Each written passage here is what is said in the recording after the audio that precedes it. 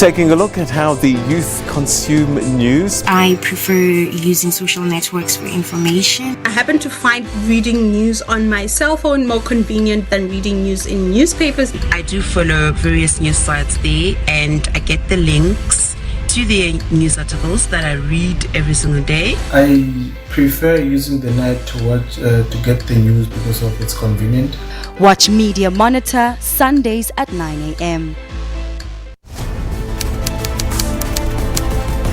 Let us now be mature. And I appeal especially to the political class. Don't divide these people, they don't deserve it.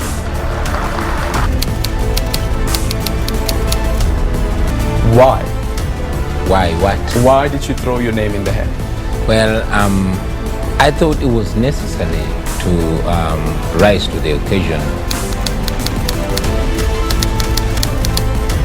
There is a clause in the new legislation that allows for an applicant to go to the minister and get permission to campaign, for instance. Do you think that that is not a right approach? No, that's totally undemocratic. It gives a lot of power to the Minister of Home Affairs of South Africa. Then he becomes the sheriff.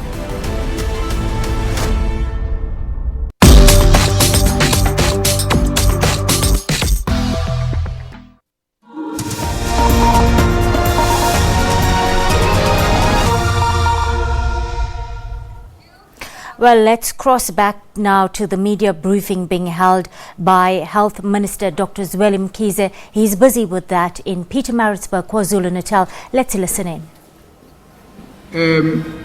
Who is treating the patient at Grace? We talked to her. I spoke to her this morning. How's your patient? I said, my patient is well. And to be honest, Dr. Mkhize, if this patient was another patient, I wouldn't have kept him in hospital. He's too well now. Must go home. But I'm just waiting for some of the tests and so on, but I'm not worried about him at all. And I've then called the patient, the gentleman myself.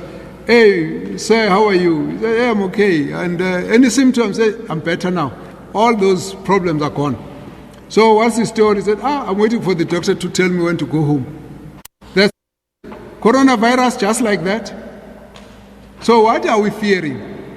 What we fear is the fact that there's a history of coronavirus that actually attacked many people and killed many people before we all knew what was happening. So the first thing to do is to arm ourselves with the knowledge so that we don't panic and start creating too much havoc in the country. So 2 days ago, we went with the MECs to talk to the school because the children went to school. And then we asked them, there was a problem with the children. They said there was nothing, but they were just worried, so they kept the school closed for a day or so. So we spoke to the parents and said, your children are not at risk. Instead, we will test those children whose parents were affected, and that we will tell you how we're finding the children. So we've tested the children are well. There's no virus in their body. But we will not take the children to school. We will keep the children at home because the father and the mother have got the infection. So somewhere along the line, the virus is still incubating. They might turn out to be positive. And then when the parents are negative, we will then test the children. Then we'll say they can go to school. And if someone has been treated, they can go back to work, no problem. So don't start saying, hey, that one had coronavirus, now we can't sit next to him. If he's treated, it's gone. It's like a flu. He's no longer got the flu. So forget it. Just continue with life. Precautions for yourself so that you don't get infected easily. That's how we're going to deal with this virus. So the MEC has told you we've got beds.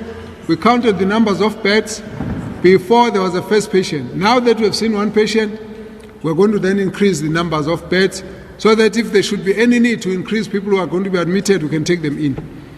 Some people are asking, oh yeah, but you don't have enough nurses and you don't have enough doctors and your hospitals are collapsing and you have toi-toi and what have you. That's true. But that's what we have on a day-to-day basis. We'll try and solve those problems. This one is an emergency. We are ready to deal with it as an emergency. So that's what we need to make people understand.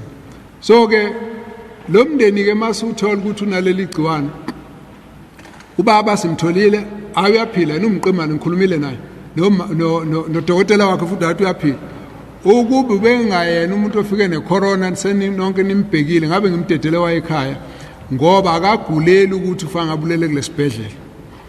Ngifuna ukuthi ke kuyenzeka abantu bagule kodwa baguli ngokufana bonke.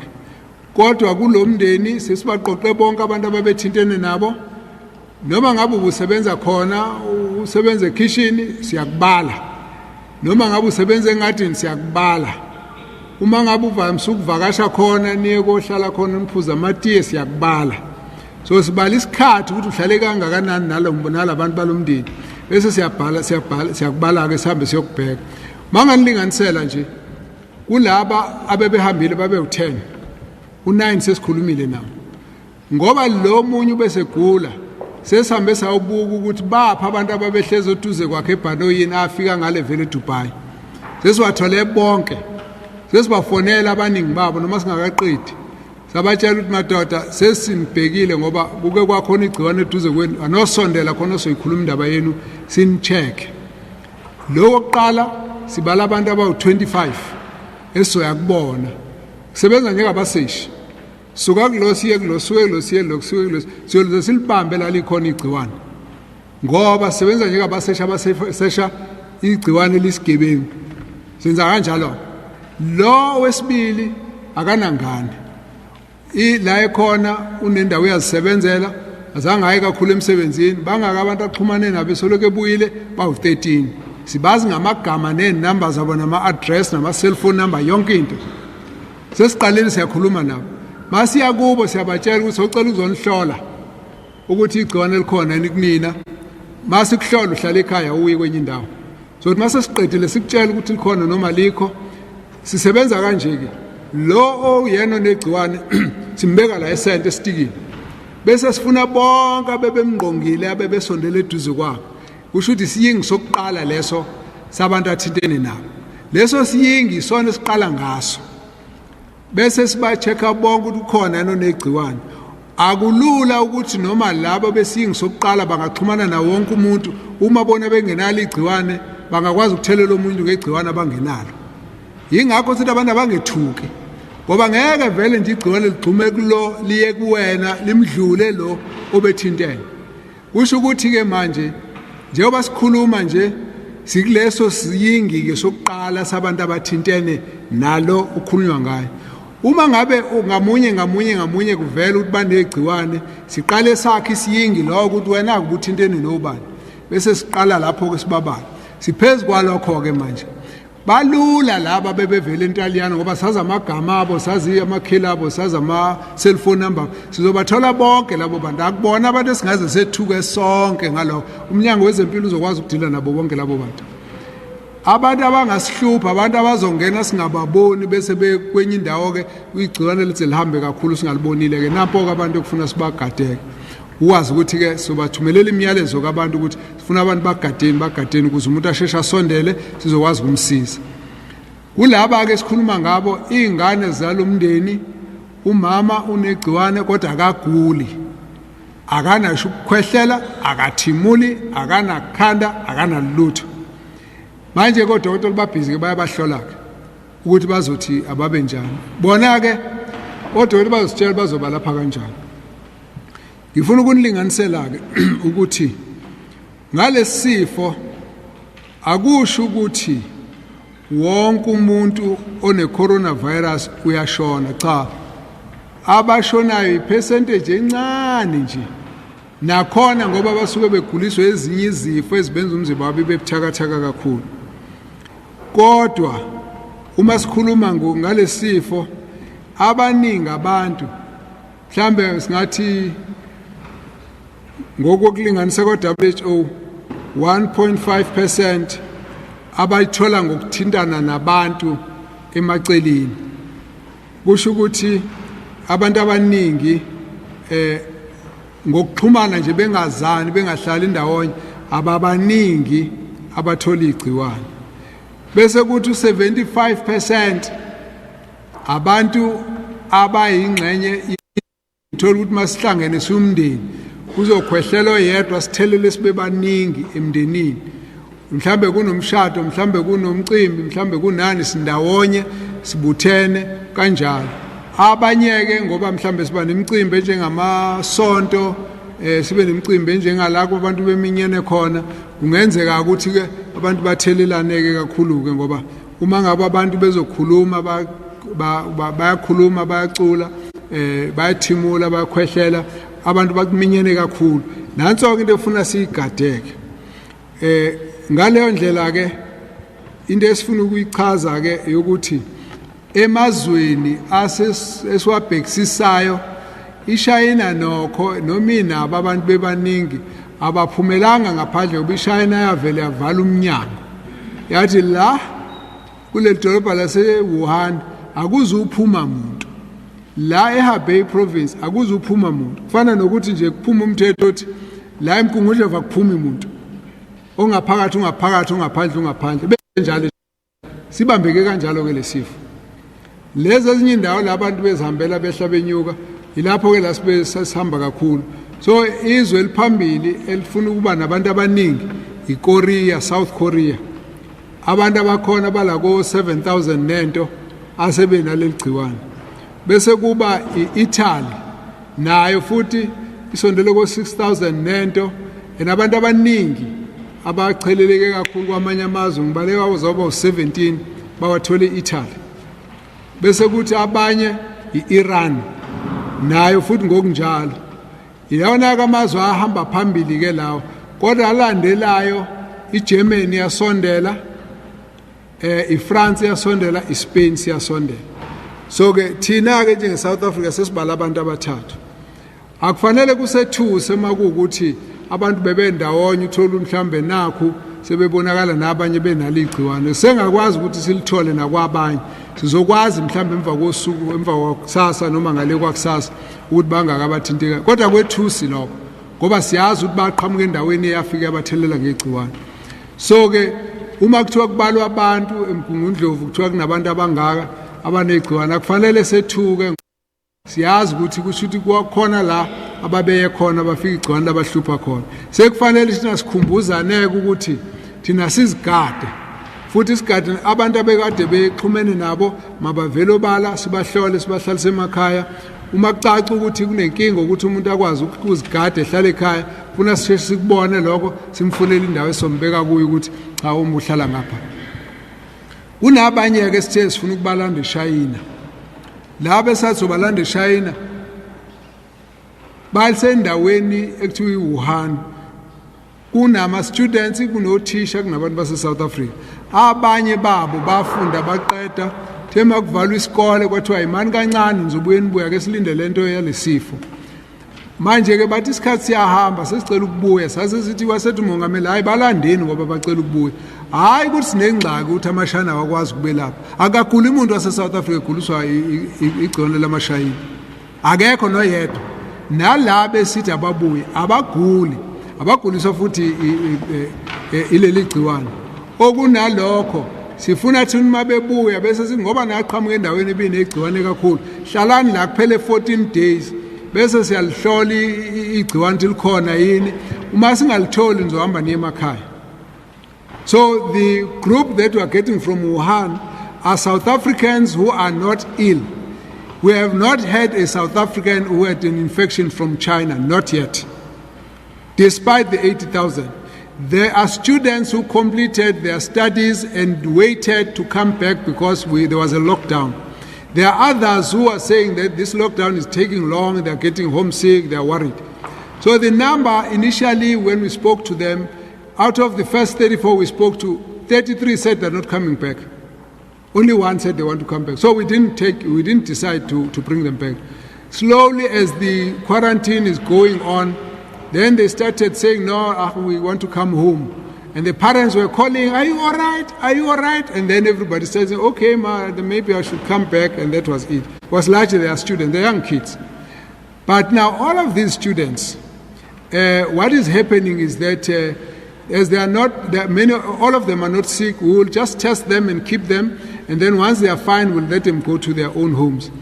But we have also started getting indications Some of the students are pulling out. They said, no, we don't want to come back. And one is actually, I saw a note from one of them who was saying, when we wanted to come back, the problem was in China. The problem is in all over the world now. We don't want to come back to South Africa and start afresh. Maybe there will be a lockdown. So the discussion is open. It's not a big issue for us. We will bring those South Africans that want to come back. We'll keep the others in China. There's no problem. Those who want to stay there. We're not worrying about the whole of China, only worrying about one province. That's Hebei and Hebei province and Hubei province and Wuhan.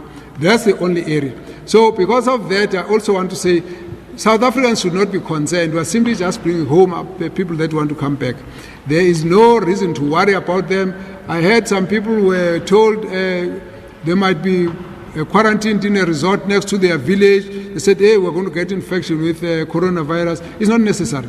There is no risk of infection of any local community or anybody else. We'll make sure of that. So people must just relax on that. So all in all, what I've just told you is that the health professionals, both in public and private sector, are fairly competent to manage this thing.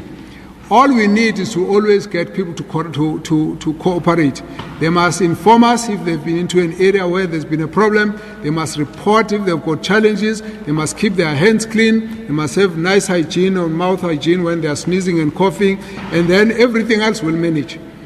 The bulk of the people who will get, let me say about 10% of the people who have the infection don't have symptoms, so they may not be that infective. And then about 60 or so % of the people will have the symptoms, but then about 15% there'll be mild disease, as it were. Maybe 60-70% will have mild disease. Then about 15% will be serious, and amongst them a small percentage, maybe 5%, will be very severe. Those who are very severe will need intensive care. They will need ventilators and so on. But you can have a lot of people who will not need huge amount of treatment. In reality, though, we don't treat the virus. We don't have an injection that can deal with the virus itself. What we do is what we call supportive care. That means if you go in and your body is hot, you've got a fever, we reduce the fever so that you are comfortable. If you are coughing, we'll reduce the cough so that your body can live normally. If you are sneezing, we stop the sneezing. If you've got a pneumonia, we treat the pneumonia.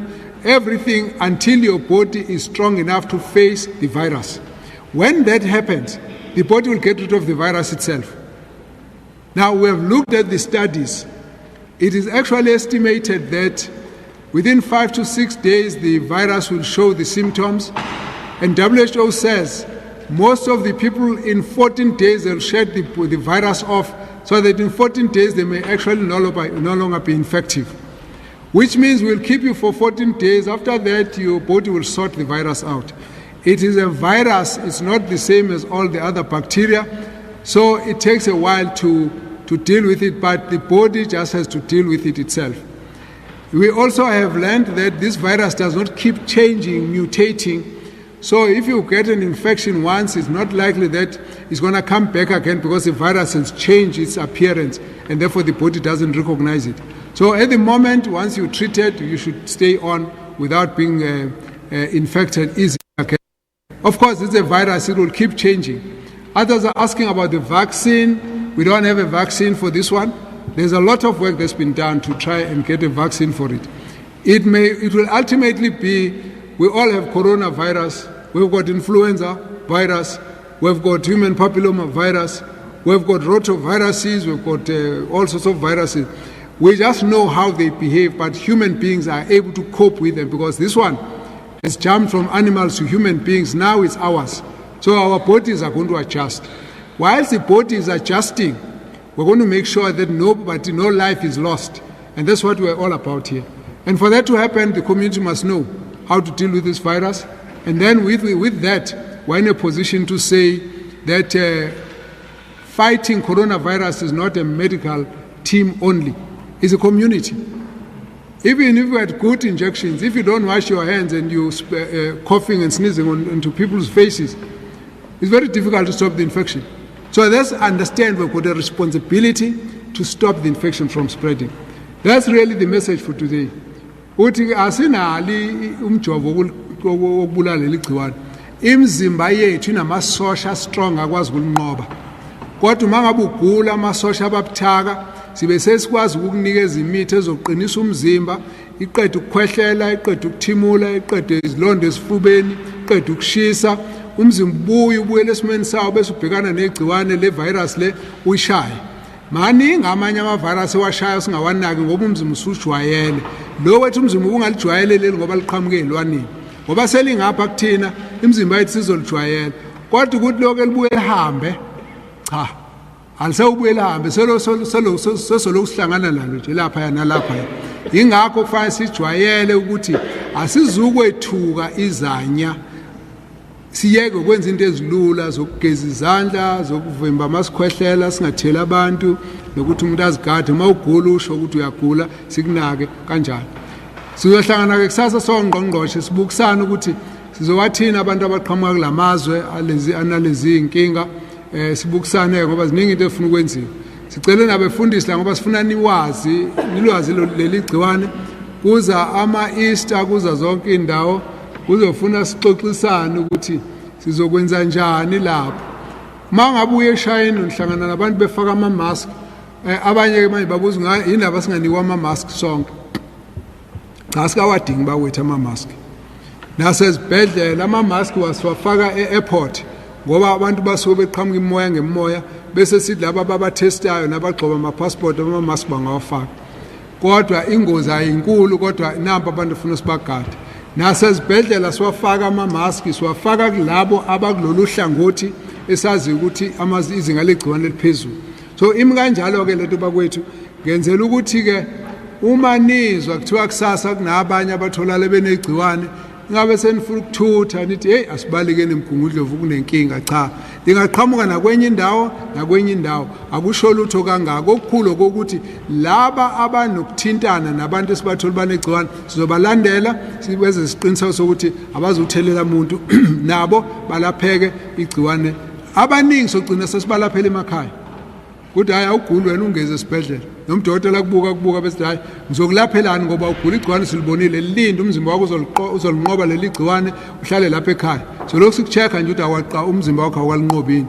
La uzolinqoba khona umzimba sesiyazi ukuthi siqedile ngawe sesibheka abanye. Injalo ke indaba ye-corona asingayesabi futhi asingethusani ngayo. Akuphele lokuthumela indaba eziningi ko WhatsApp, ko Facebook, ko Twitter athi umuntu ngihlangane nomuntu one-corona kade ngihamba ngo-Church Street, zonke lezo zinto hayi akusizi lokho. Asiyeke lezo zinto. Umuntu onegciwane le-corona komemezela umnyango wezempilo. Uma utshelwa abanye ungamkholwa ngoba ithina kuphela sine-laboratory testayo, ithina kuphela sotshela udokotela ukuthi umuntu wakho usenenkinga. Angibabonga odokotela nonesi. Kwamanje cha inkinga basebenza ngokubambisana okukhulu futhi sibachazela ukuthi bona bazobabona kuqala labantu so kufanele bagade. Sibonge nabezindaba indlela enichaza ngayo ibalulekile. Kufanele siqoqe sonke senze iqiniseko ukuthi makhona othukile cha amaphapha wehle.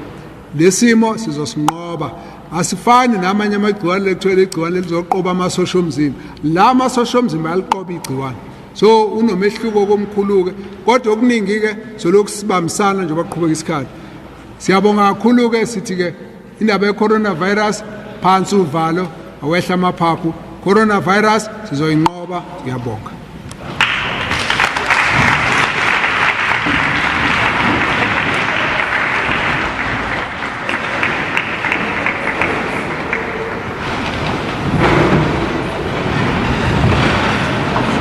Siyabonga Khabazela.